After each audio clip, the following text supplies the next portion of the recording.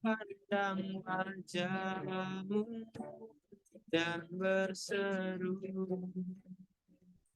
pertolongan datang darimu. Peganglah tanganku, jangan lepaskan. Kaulah harapan dalam hidup.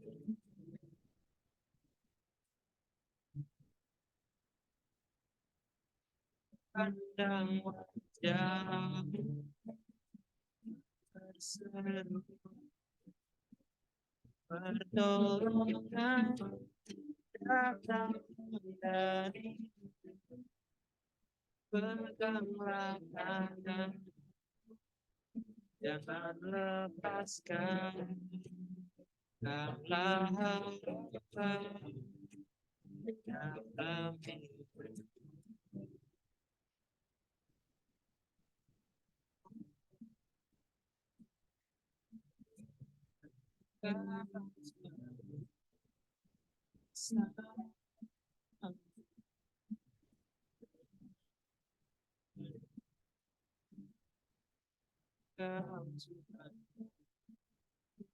Sebab kami hanya bagimu.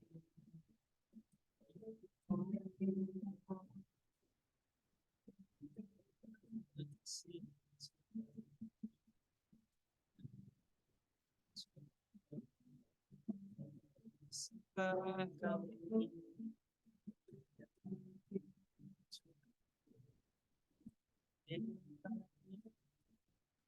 di antara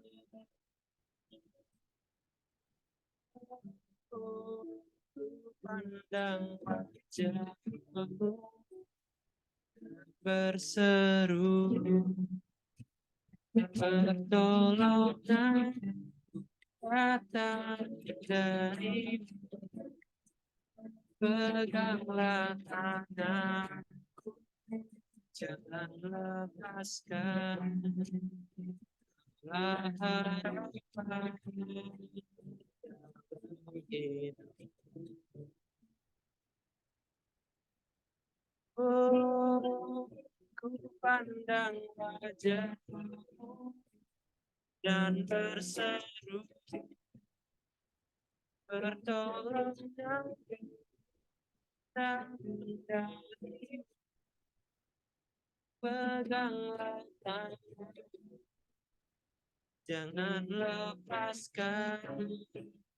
Kaulah harapan dalam hidupku. Kaulah dalam hidup. Kaulah harapan dalam hidup.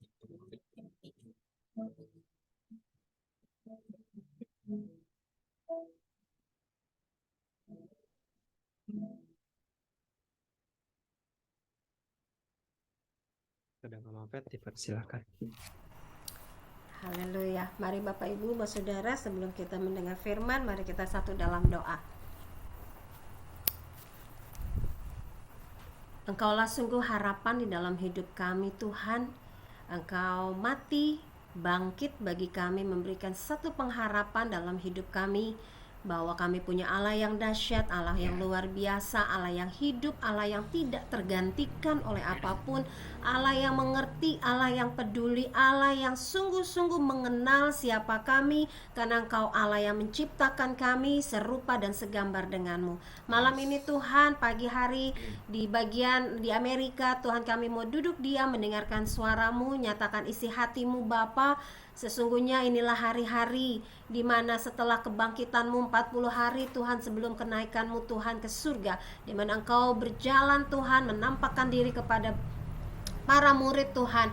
Dan biarkan Tuhan malam ini setiap kami boleh menjadi murid-murid-Mu. Kami dipersiapkan Tuhan untuk mengerti kehendak-Mu, tujuan hidup ilahi yang Tuhan tentukan bagi setiap kami, yang harus kami lakukan, yang harus kami kerjakan sampai kedatangan-Mu yang kedua kali. Urapi hamba-Mu Tuhan, hambanya manusia biasa, tapi hamba percaya roh yang ada di dalamku, roh-Mu yang kudus yang mengurapiku untuk menyampaikan isi hati-Mu malam ini. Urapi setiap saudara-saudara hamba-Mu Tuhan, di mana saja mereka berada. Tuhan berkati supaya firman yang ditabur ini Tuhan sungguh-sungguh boleh sama-sama kami mengerti dan kami boleh menjadi pelaku firman-Mu yang hidup. Terima kasih Bapa, dalam satu sukacita yang besar kami sambut firman-Mu di dalam nama Yesus.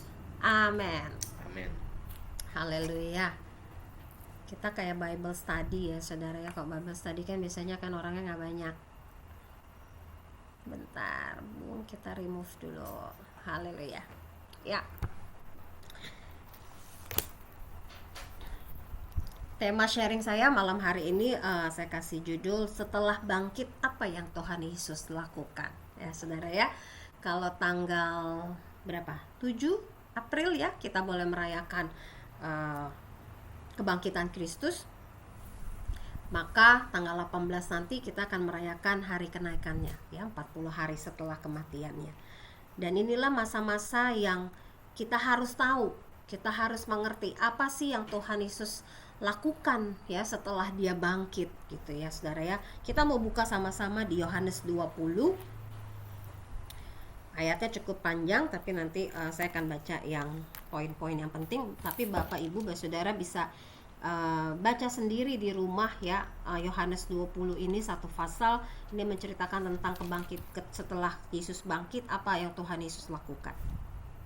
Tuhan Yesus menampakkan diri ya dan menyatakan kepada para murid bahwa dia sungguh Allah yang hidup, Allah yang berkuasa, Allah yang berdaulat. Enggak ada satu hal pun yang bisa menahan kuasanya ya, karena dialah Tuhan yang menjadikan langit, bumi dan segala isinya. Kita mau baca yang pertama, saya mau baca dari ayat pasal 20 ayat 1. Pada hari pertama minggu itu pagi-pagi benar, ketika hari masih gelap, pergilah Maria Magdalena ke kubur itu dan ia melihat bahwa batu telah diambil dari kubur. Ia berlari-lari mendapatkan Simon Petrus dan murid yang lain yang dikasihi Yesus dan berkata kepada mereka, Tuhan telah diambil orang dari kuburnya dan kami tidak tahu di mana ia diletakkan. Maka berangkatlah Petrus dan murid yang lain itu ke kubur. Keduanya berlari bersama-sama, tetapi murid yang lain itu berlari lebih cepat daripada Petrus sehingga lebih dahulu sampai di kubur. Ia menjenguk ke dalam dan melihat kain kapan terletak di tanah, akan tetapi ia tidak masuk ke dalam. Maka datanglah Simon Petrus juga menyusul dia dan masuk ke dalam kubur itu. Ia melihat kain kapan terletak di tanah, sedang kain peluh yang tadinya ada di kepala Yesus tidak terletak dekat kain kapan itu, tetapi agak di samping di tempat yang lain dan sudah tergulung. Maka masuklah juga murid yang lain yang lebih dahulu sampai di kubur itu, dan ia melihatnya dan percaya. Sebab selama itu mereka belum mengerti isi kitab suci yang mengatakan bahwa ia harus bangkit dari antara orang mati. Lalu pulanglah kedua murid itu ke rumah. Ayat 11 kita lanjut. Yesus menampakkan diri kepada Maria Magdalena. Tetapi Maria berdiri dekat kubur itu dan menangis. Sambil menangis ia menjenguk ke dalam kubur itu. Dan tampaklah olehnya dua orang malaikat berpakaian putih, yang seorang duduk di sebelah kepala dan yang lain di sebelah kaki di tempat mayat Yesus terbaring. Kata malaikat-malaikat itu kepadanya, Ibu, mengapa engkau menangis? Jawab Maria kepada mereka, Tuhanku telah diambil orang dan aku tidak tahu di mana ia diletakkan. Sesudah berkata demikian, ia menoleh ke belakang dan melihat Yesus berdiri di situ, tetapi ia tidak tahu bahwa itu adalah Yesus. Kata Yesus kepadanya, Ibu, mengapa engkau menangis? Siapakah yang engkau cari? Maria menyangka orang itu adalah penunggu taman, lalu berkata kepadanya, Tuan, jikalau Tuhan mengambil dia, katakanlah kepadaku di mana Tuhan meletakkan dia, supaya aku dapat mengambilnya. Kata Yesus kepadanya, Maria. Maria berpaling dan berkata kepadanya dalam bahasa Ibrani, Rabuni, artinya guru. Kata Yesus kepadanya, janganlah engkau memegang aku, sebab aku belum pergi kepada Bapa. Tetapi pergilah kepada saudara-saudaraku dan katakanlah kepada mereka bahwa sekarang aku akan pergi kepada Bapakku dan Bapamu, kepada Allahku dan Allahmu.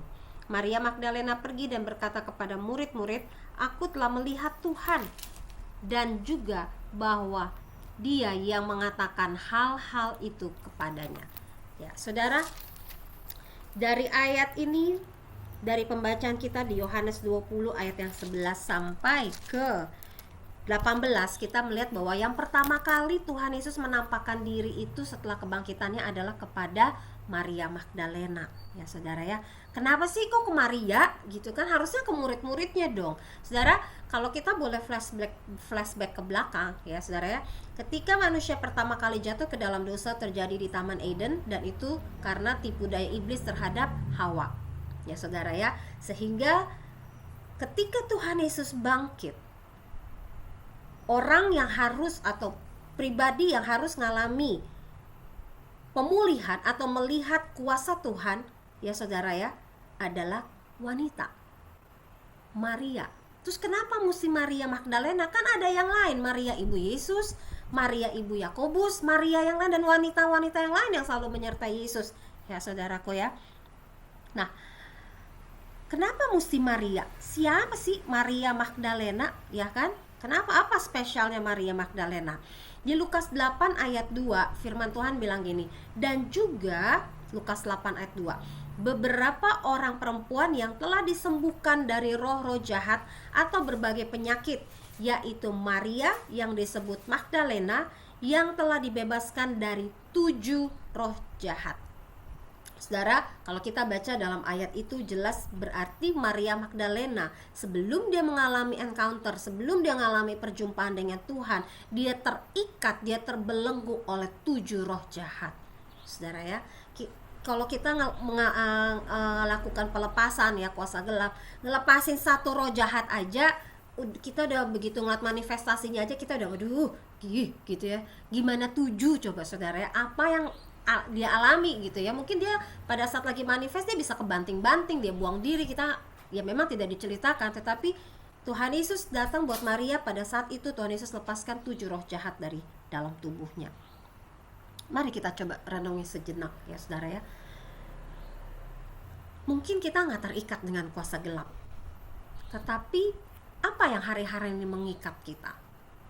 Hari-hari ini apa yang membuat kita terbelenggu sehingga kita nggak bisa datang sama Tuhan dengan hati yang haus, lapar. Kita nggak punya rasa gue butuh banget sama Tuhan, tapi ya udahlah, harus ibadah ya ibadahlah gitu ya saudara ya. Hati-hati saudara dengan keterikatan. Kalau saya mau simpelin aja ya, singkatin aja, saya mau ada 3 hal yang saya mau bahas tentang keterikatan di sini. Yang pertama, keterikatan akan uang ya, cinta uang. Kita semua udah tahu akar segala kejahatan adalah cinta uang ya. Manusia nggak bisa menyembah kepada 2 tuan, kepada Allah dan kepada Mamon. Dia harus memilih salah satu. Mana yang mau dia sembah, kepada siapa dia harus menyembah. Kenapa? Karena apa yang dia sembah itu dia akan menyerupai seperti apa yang dia sembah. Kalau kita jadi orang hari-hari ini yang suka menyembah Tuhan, suka memuji Tuhan, suka bersekutu, suka baca firman, suka melayani Tuhan, saudara menyerupakan seperti apa yang figur Tuhan Yesus. Tetapi kalau yang jadi tuannya kita, Allahnya kita adalah Mamon, ya saudara ya, orang yang cinta uang, satu paket, dia akan haus kekuasaan dan dia akan masuk dalam dosa perjinahan. Jadi keterikatan yang kedua, yang pertama cinta uang, keterikatan yang kedua adalah dosa perjinahan atau seksual. Saudara, hari-hari ini penting untuk kita setiap hari minta Tuhan, jaga mataku, telingaku, seluruh panca indera hati dan pikiranku untuk selalu tertuju sama Tuhan. Karena media sosial, channel-channel di TV seringkali banyak hal yang bisa mengganggu, mengkontaminasi hati kita dan pikiran kita untuk kita punya pemikiran yang selaras dengan apa yang Tuhan mau. ya saudara ya. So keterikatan akan uang, keterikatan akan seksualitas, dan keterikatan akan kekuasaan itu satu paket saudara. Orang yang cinta uang udah pasti yang dua lain itu akan nempel ya saudara ya, nggak mungkin nggak ada, no, udah pasti akan ada gitu saudara ya. Kita semua kenal ya siapa Steve Jobs ya. Dia tuh kayaknya minta ampun ya saudara ya, sampai ratusan triliun rupiah kekayaannya kalau dihitung.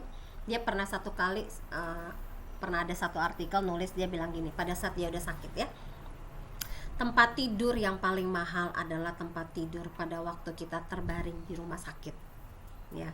Ada begitu banyak mesin ya kan, yang sangat membuat dia, nih pengalaman dia pribadi, dia takut ngeliat mesin-mesin tersebut. Terus dia bilang, kita bisa digantikan orang lain, kepemimpinan bisa berganti, posisi sebagai orang kaya bisa berganti, seorang CEO bisa digantikan oleh yang lain ya kan saudara ya. Tapi rasa sakit dalam tubuh kita itu nggak ada yang bisa ganti ya kan saudara ya. Emang ada suami istri aja emang, kalau misalnya kita bilang aduh kalau bisa Tuhan gue yang sakit, tapi kan sakitnya misalnya Kohedi sakitnya Kohedi nggak mungkin ke saya ya kan, nggak bisa. Cuma Tuhan Yesus yang bisa ngerasain sakitnya kita, dan Tuhan udah tebus itu ketika Tuhan mati di kayu salib ya. Sehingga Steve Jobs katakan apa aja bisa dia beli, semuanya bisa, tetapi akhirnya dia tahu semuanya dia tinggalkan, dia nggak bawa apa-apa. Yang dia perlukan cuma satu, kasih Tuhan. Wow, saudara, hari-hari ini itu yang kita perlukan ya saudara ya. Itu Maria Magdalena, dia punya keterikatan oleh 7 roh jahat ya saudara ya. Ketika dia ngalami encounter dengan Tuhan, dia ngalami kelepasan, dia ngalami satu hal yang membuat dia, wow, ternyata hidup aku seperti ini ya. Dia jadi orang yang dia berkumpul bersama, punya komunitas para wanita yang kemana Yesus pergi mereka ada di sana membantu dalam pelayanan Tuhan Yesus. Bahkan ketika Tuhan Yesus mati di kayu salib pun dia ada di sana ya saudara ya. Bahkan saya yakin setiap hari mungkin dia tungguin itu kuburnya ya. Makanya hari Minggu dia duluan yang datang ke situ sebelum yang lain ya kan.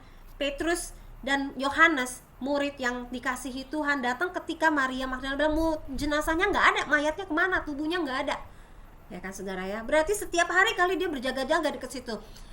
Coba dia datang, oh belum, mungkin dia datang, mana Tuhan bangkit nggak ya gitu ya. Dan pada hari itu dia terkejut ketika melihat tubuh Tuhan Yesus tidak ada di dalam kubur. Ibrani 12 ayat 1 firman Tuhan katakan, karena kita mempunyai banyak saksi bagaikan awan yang mengelilingi kita, marilah kita menanggalkan semua beban dan dosa yang begitu merintangi kita, dan berlomba dengan tekun dalam perlombaan yang diwajibkan bagi kita. Jadi saudara dan saya, kita punya masing-masing race yang harus kita lalui. Saudara nggak bisa nggak masuk dalam perlombaan, karena ini wajib untuk setiap kita masuk di dalam situ saudara. Seorang pelari maraton atau sprinter ya, ketika mereka sedang lomba, ikut lomba, mereka nggak mungkin pakai daster, mereka nggak mungkin pakai coat gitu ya, mereka nggak mungkin pakai baju yang turtleneck gitu kan, mereka nggak mungkin pakai baju yang ada mote-mote, manik-manik, bahan brokat, enggak kan saudara, itu kekondangan kita ya. Tapi yang mereka pakai adalah baju yang simple ya kan, tangan kutung ya kan. Supaya apa? Seketika mereka berlari, terutama apalagi sprinter, karena saya waktu SD sama KYI kita ikut lomba atletik ya, kita mewakili sekolah gitu ya. Penabur dulu suka ada lomba antar sekolah ya. Kami saya nggak pernah bawa pulang medali, KYI yang bawa pulang medali ya saudara ya. Saya larinya masih kalah cepet sama dia. Kalau saya lebih ke basket soalnya waktu kecil. Nah jadi kita inget banget gitu, kalau kita mau lari ya, begitu mau start aja ya, udah begitu siap gitu ya, kita udah standby. Saya udah ngebayangin gitu ya, waktu dibilang kita lari aja tuh nggak mungkin pakai baju yang ribet. Ya iyalah, kalau kita larinya pakai baju ribet udah pasti kalah ya kan saudara ya. Nggak mungkin kita bisa fokus dengan pertandingan kita.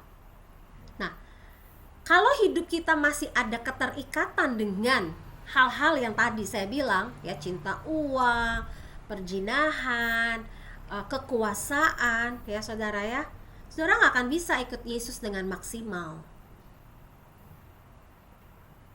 Saudara harus datang sama Yesus, Tuhan, aku mau dilepaskan, aku mau dibebaskan.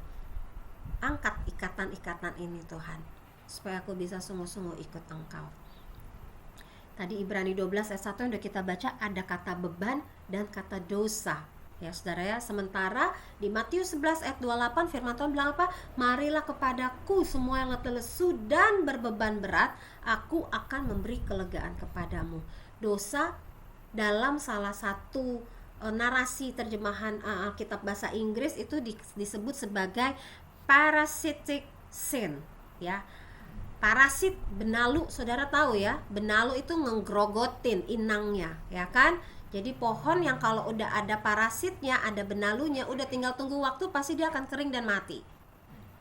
Nah, kalau sehari-hari ini tanpa kita sadari kita mempunyai keterikatan segala atas sesuatu yang membuat kita menghalangi kita datang sama Tuhan, saudara berdoa, Tuhan, aku minta dilepaskan. Saudara sanggup membebaskan saudara, karena untuk itu dia datang dan mati dan bangkit buat kita. Amin. Ya. Yang kedua, kita mau buka lagi, baca lagi di Yohanes 20 ayat selanjutnya, ayat 19. Yesus menampakkan diri kepada murid-muridnya. Jadi yang pertama Tuhan menampakkan diri kepada Maria Magdalena, yang kedua Tuhan menampakkan diri kepada para murid ya. Ketika hari sudah malam pada hari pertama minggu itu, berkumpullah murid-murid Yesus di situ di suatu tempat dengan pintu-pintu yang terkunci, karena mereka takut kepada orang-orang Yahudi. Pada waktu itu datanglah Yesus dan berdiri di tengah-tengah mereka dan berkata, damai sejahtera bagi kamu. Dan sesudah berkata demikian, ia menunjukkan tangannya dan lambungnya kepada mereka. Murid-murid itu bersuka cita ketika mereka melihat Tuhan. Maka kata Yesus sekali lagi, damai sejahtera bagi kamu. Sama seperti Bapa mengutus aku, demikian juga sekarang aku mengutus kamu. Dan sesudah berkata demikian, ia menghembusi mereka dan berkata, terimalah Roh Kudus. Jikalau kamu mengampuni dosa orang, dosanya diampuni. Dan jikalau kamu menyatakan dosa orang, tetap ada, dosanya tetap ada. So, yang kedua Tuhan menampakkan diri kepada murid-murid ya saudara ya. Ketika Tuhan Yesus nanti naik, ketika Tuhan Yesus setelah dia bangkit, dia nampakkan diri, dan ketika dia naik ke surga, dia disaksikan oleh para muridnya, ya kan? Ketika nanti dia datang kedua kali, ya saudara ya, dia disaksikan juga oleh siapa? Murid. Tapi bukan murid yang 12 itu, karena mereka udah beda zamannya kan, mereka udah mati. Kita, ya itu generasinya kita, bagiannya kita sebagai murid. Apakah kita rindu menjadi murid Kristus? Saya percaya kita sepakat, kita katakan ya, saya mau jadi murid Kristus. Amin. Tuhan katakan kita harus jadi murid. Kita bukan, jangan jadi jemaat biasa. Kita harus jadi murid. Ya saudara ya, karena kita punya tugas, kita punya fungsi sebagai murid, yaitu amanat agung. Apa sih? Kenapa kita harus jadi murid? Ya saudara ya, yang di hari ini saya mau tekankan kita untuk jadi murid. Kenapa harus jadi murid? Kriteria apa yang harus jadi untuk menyatakan kita jadi seorang murid? Yang pertama, mengutamakan Tuhan. Coba kita buka secara cepat aja di Lukas. Mungkin Bung bisa bantu baca, Bung. Lukas 14 ayat 25 sampai 26.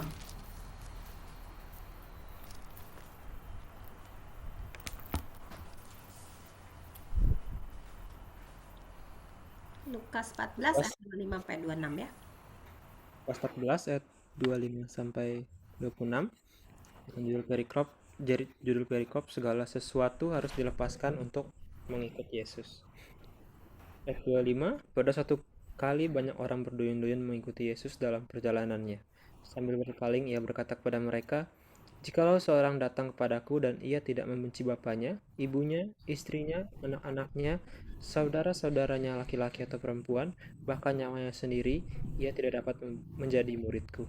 Nah, mungkin saudara akan protes ya, mungkin saudara akan bilang, gimana sih Tuhan, masa aku nggak boleh hormatin orang tua aku, nggak boleh mengasihi kakak adikku, nggak boleh menyayangi keluargaku, gitu ya. Mungkin kita, kalau kita orang yang mungkin cuma nggak kenal siapa Tuhan Yesus, kita bisa protes, ya kan saudara ya.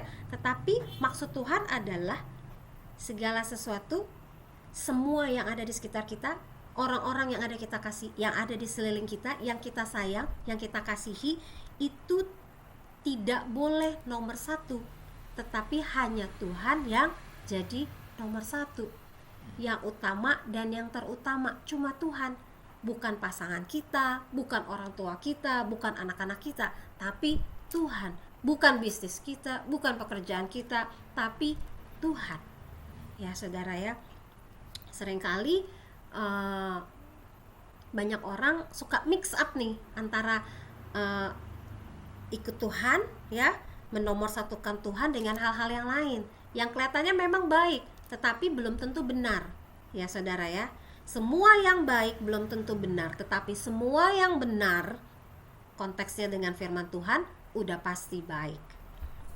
Jadi yang Tuhan inginkan adalah yang pertama, kalau kita mau disebut seorang murid, kriteria yang harus ada dalam diri kita adalah kita mengutamakan Tuhan di atas segalanya. Mari kita renungkan hari-hari ini, apakah kita sudah mengutamakan Tuhan? Apakah kita sudah memberikan waktu kita, punya quality time dengan Tuhan? Apakah kita punya waktu bersekutu sama Tuhan yang benar-benar intens, bukan seminggu sekali, tapi setiap hari? Saudara silakan jawab sendiri dan saudara renungkan. Ya saudara ya. Yang pertama, memprioritaskan Tuhan, mengutamakan Tuhan. Kriteria murid yang selanjutnya adalah kita pikul salib. Bung boleh baca lanjut ayat 27 nyong. Lukas 14 juga. Ayat 27, barang siapa tidak mengikul salibnya dan mengikut aku, ia tidak dapat menjadi muridku. Oh, jelas banget. Ya. Kita semua udah pernah lihat salib. Ya, di rumah saya aja ada berapa banyak salib gitu ya. Sampai dulu pernah ADV waktu masih kecil, dia iseng kan datang ke rumah, terus dia lihat-lihat, terus dia bilang gini, Mami Pet, di rumahnya banyak banget ya salibnya, katanya. Terus dia hitungin 1, 2, 3, 4, terus dia keliling rumah gitu ya. Rumahnya nggak gede tapi banyak salibnya. Ya kita udah pernah lihat salib ya saudara ya. Ketika saudara lihat salib, apa yang terbersit di benak saudara?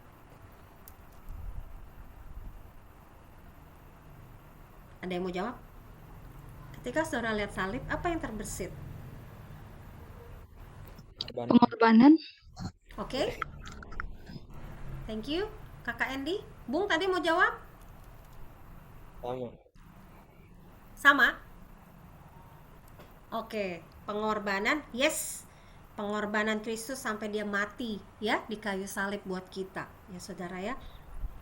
Sehingga ketika kita lihat salib, yang harus kita analogikan dalam hidup kita adalah manusia lama saya udah mati dan yang sekarang adalah saya yang baru. Saya yang lama udah mati bersama Kristus dan ini adalah saya yang baru. Kalau saudara kalau ya karena saya baptisnya memang baptisnya selam ya saudara ya. Jadi jelas banget gitu ya, ketika dicemplungin manusia yang lamamu sudah mati dan dibangunkan kembali, itu adalah kamu adalah menjadi ciptaan yang baru, manusia yang baru ya saudara. Ada satu kisah seorang hamba Tuhan Amerika, dia pelayanannya di Cina gitu ya. Jadi khotbahnya dia tuh diterjemahkan ke dalam bahasa Mandarin. Terus dia bikin KKR nih ceritanya di sana ya. Nah, habis KKR, udah habis altar call, terus dikasih kesempatan untuk mereka bersaksi. Nah, sebagian besar mereka bersaksinya, jadi mungkin ini nggak satu kali KKR ya, KKR-nya mungkin diadakan, mungkin bisa reguler gitu ya, sebulan sekali. Jadi ada yang bersaksi bilang gini, saya dulu sebentar, mana nih, saya dulu nggak punya pekerjaan, saya dulu nggak punya apa-apa. Ketika saya datang sama Tuhan, Tuhan menolong saya, sekarang saya diberkati luar biasa. Saya punya ini, saya punya itu, dan dia terus bersaksi tentang keberhasilannya. Salah? Enggak juga, saudara, enggak salah. Terus ada yang kedua lagi bersaksi, dia bilang, dulu saya sakit gitu ya, tetapi Tuhan sembuhkan saya secara ajaib. Tuhan Yesus luar biasa. dan begitu banyak lain kesaksian yang menyatakan kebesaran Tuhan melalui pengalaman mereka.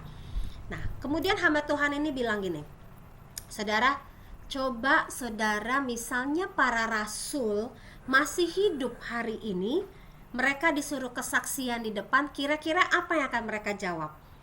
Terus dia bilang gini, Rasul Paulus akan bersaksi, saya adalah dulu saya orang Farisi, saya orang terhormat, luar biasa disegani, banyak pengikutnya. Ketika saya ikut Yesus, saya dikejar-kejar, mau dibunuh, saya dianiaya, saya alami karam kapal, saya menjadi miskin dari yang kaya, saya ngalami kelaparan. Ya saudara ya, itu kesaksiannya Paulus ketika dia ketemu Tuhan, ya kan? Kemudian kalau Yohanes dibilang apa? Misalnya Yohanes suruh bersaksi, ketika saya jadi murid Kristus, ya kan, saya dibuang ke Pulau Patmos.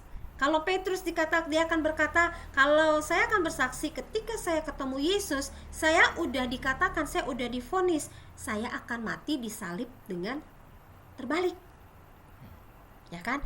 Stefanus, kalau misalnya dia bersaksi, dia akan bilang, ketika saya ngalami Tuhan Yesus, saya dirajam sama batu sampai mati. Nah, saudara bisa bayangkan betapa kontradiksi banget kesaksian yang saat ini, ya, yang sekarang nih kita sering saksikan dengan apa yang dulu para rasul alami. Kesaksiannya mereka bukan, saya dulu gak punya apa-apa, tapi sekarang puji Tuhan, bisnis saya berkembang. Enggak, saudara.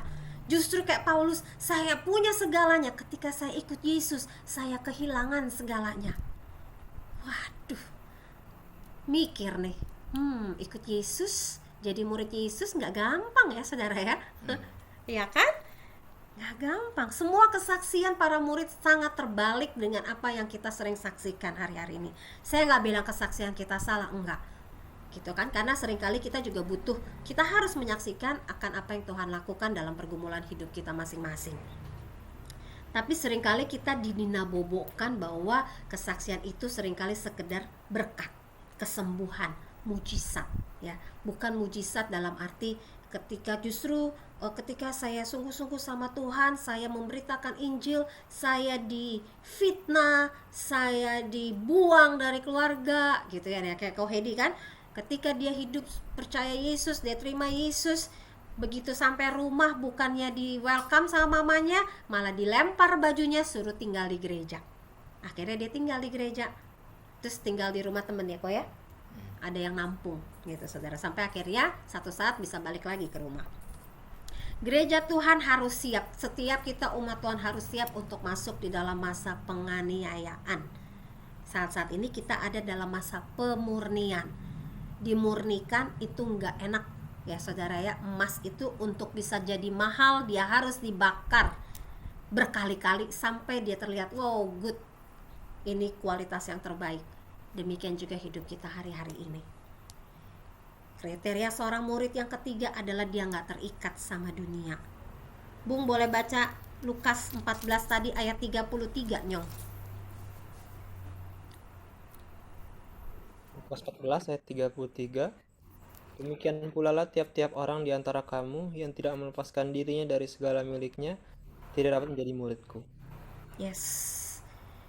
Yakobus 4 ayat 4 saya baca buat saudara. Hai kamu orang-orang yang tidak setia, tidak tahukah kamu bahwa persahabatan dengan dunia adalah permusuhan dengan Allah?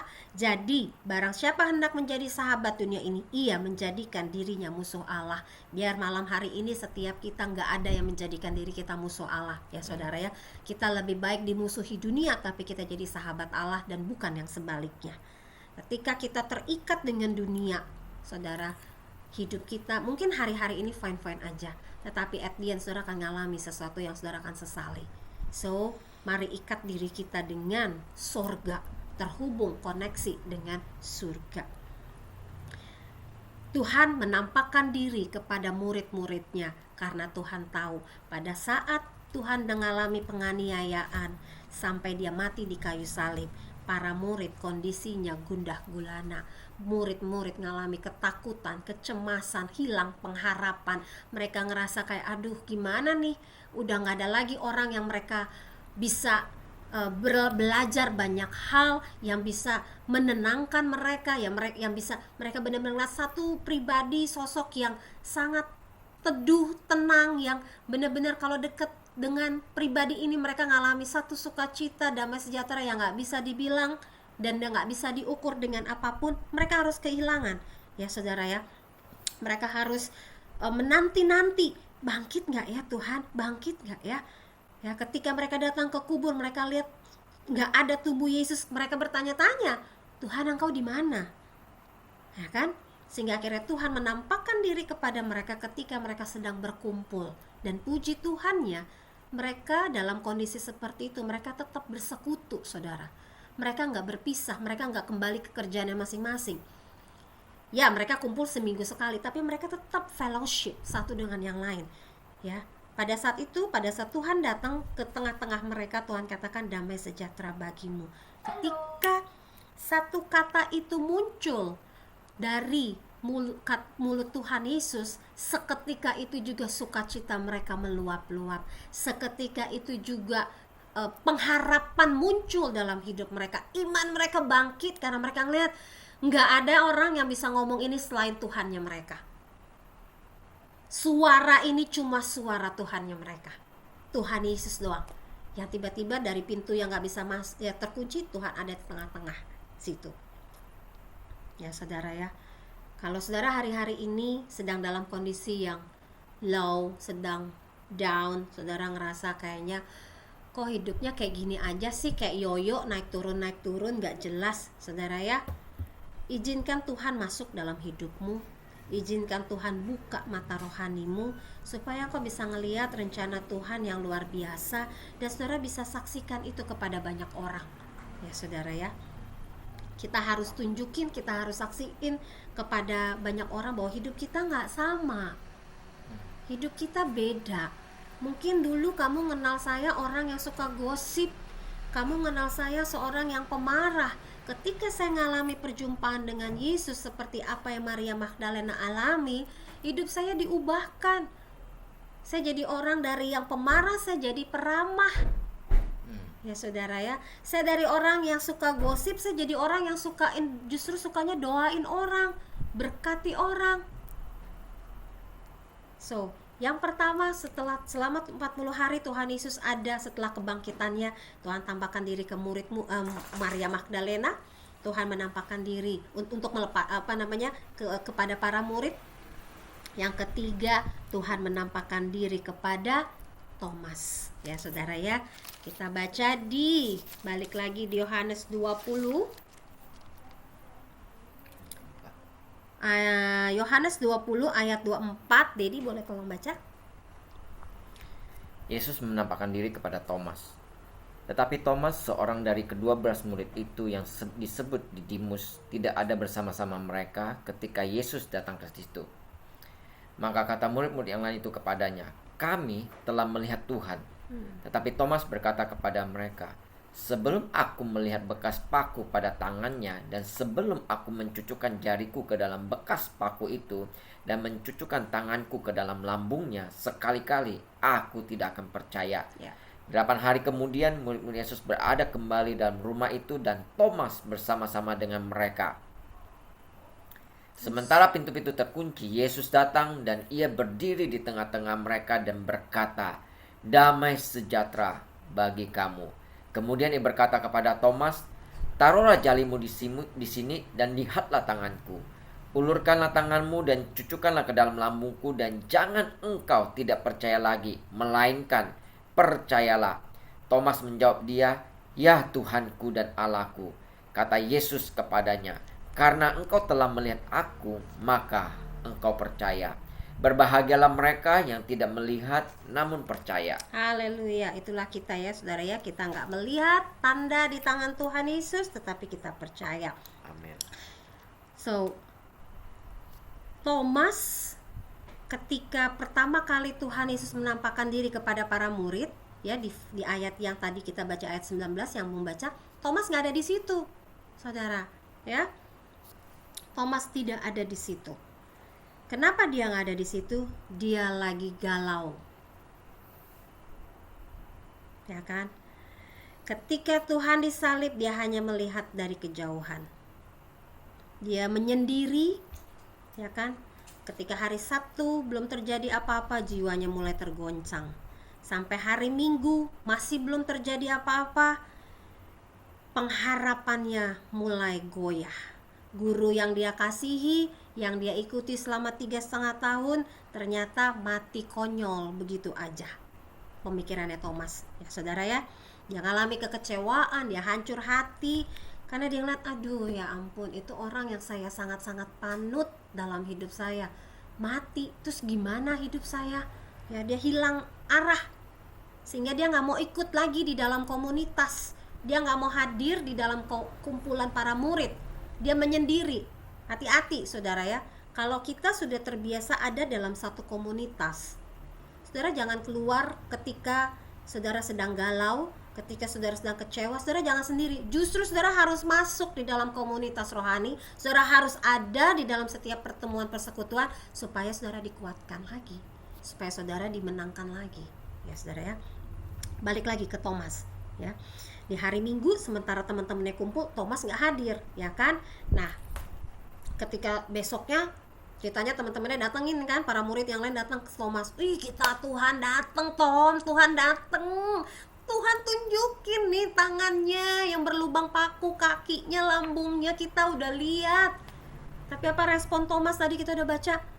Aku nggak percaya, karena sebelum aku melihat, bahkan sebelum aku meraba, aku nggak percaya.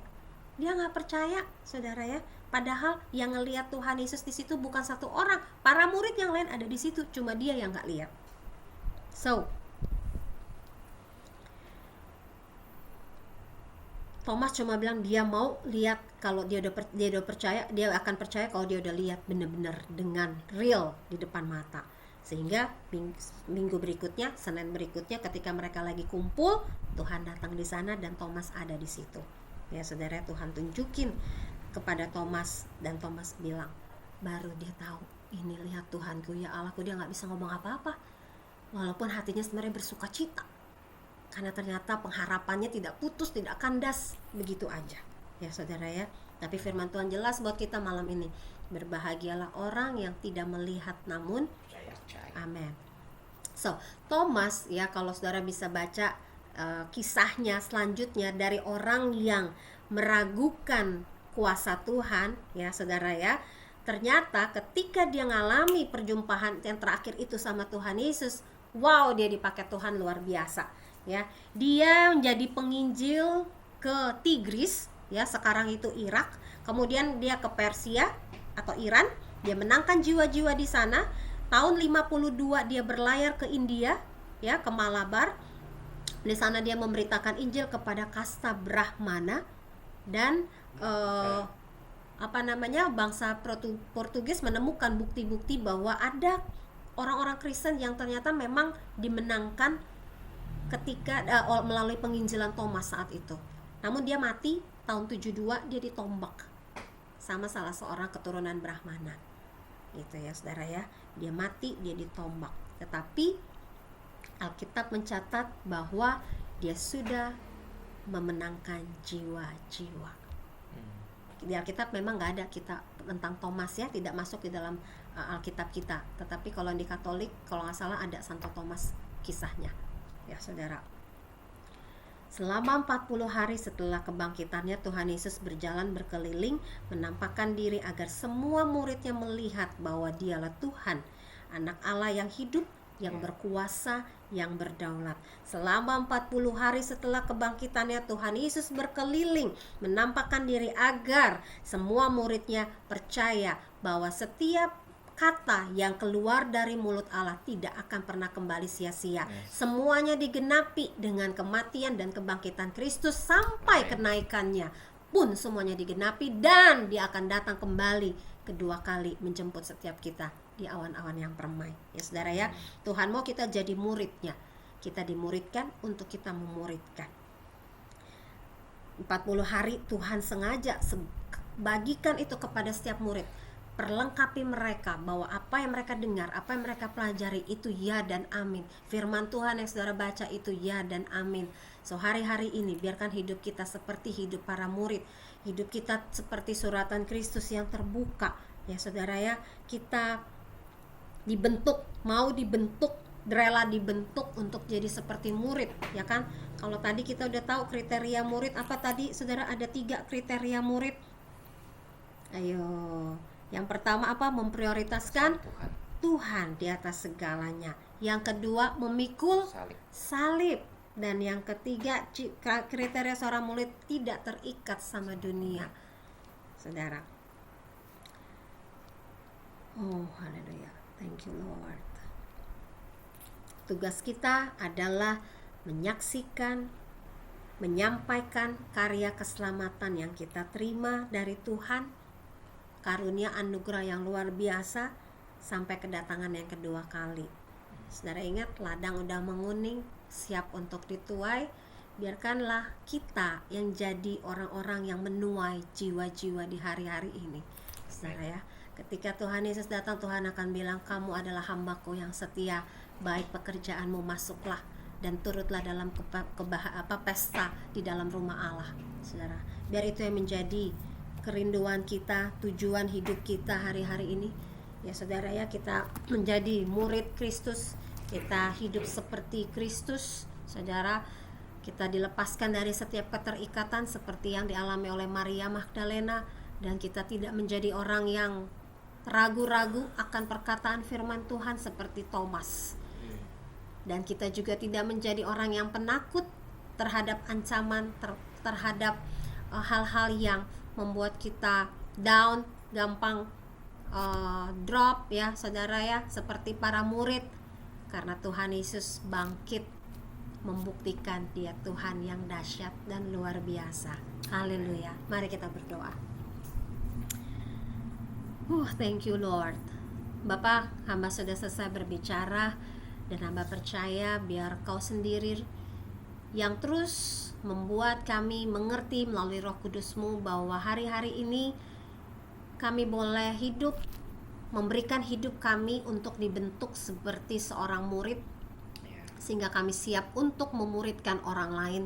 Kami menjadi penuai-penuai jiwa di akhir zaman, sehingga